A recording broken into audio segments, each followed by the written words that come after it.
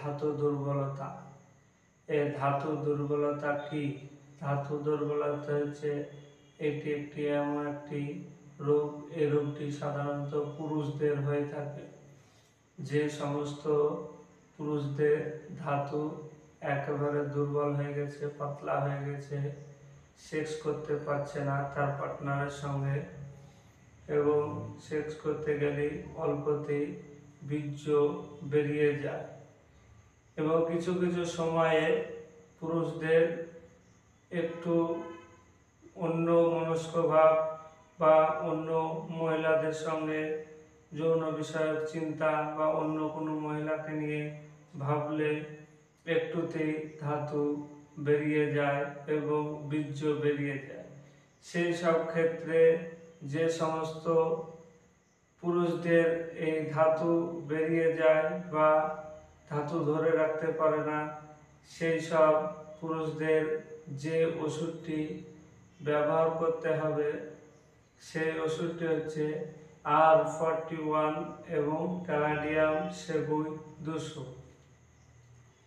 অনেক পুরুষদের দেখা গেছে যে অতিরিক্ত ধাতু ক্ষয়, অতিরিক্ত হস্তমৈথুন, অতিরিক্ত সহবাস করা এবং অতিরিক্ত যৌন বিষয়ক চিন্তা করা এবং অতিরিক্ত খাবার, ভিটামিনযুক্ত খাবার খাওয়া এবং গরম খাবার খাওয়া, যেসব খাবারগুলি গরম গরম, যেমন অতিরিক্ত মশলাযুক্ত খাবার খাওয়া, অ্যালকোহল খাওয়া, মদ্যপান করা, এইসব যারা যে সমস্ত পুরুষ করে থাকে সেই সব পুরুষদের এই ধাতু দুর্বল বা ধাতু একটুতেই বেরিয়ে যায়।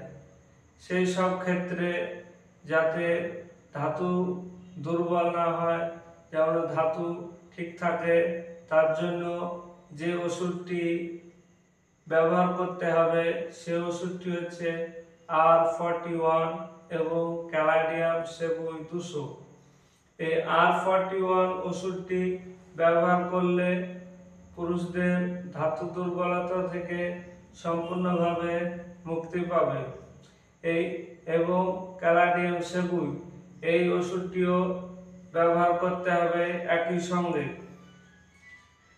এই R41 ওষুধটির কম্পোজিশন হচ্ছে acid phos, agnus cactus, China, ওনিয়াম, ড্যামিয়ানা এবং ফসফরাস এবং সিপিয়া ও টিস্টিস সাইক্রেটিকা। এই ওষুধগুলি দ্বারা এই R41 ওষুধটি তৈরি হয়েছে, এবং এর সঙ্গে যে ওষুধটি ব্যবহার করতে হবে সেই ওষুধটি হচ্ছে ক্যালাডিয়াম সেবুই 200।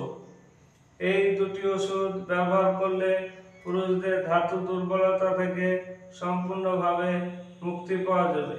এই ওষুধটি খাওয়ার নিয়ম হচ্ছে R41 ওষুধটি হাফ কাপ জল সহ 10 ফোঁটা করে দিনে দুবার করে খেতে হবে, এবং ক্যালাডিয়াম সেবুই 200 এই ওষুধটি 2 ফোঁটা করে দিনে দুবার করে খেতে হবে।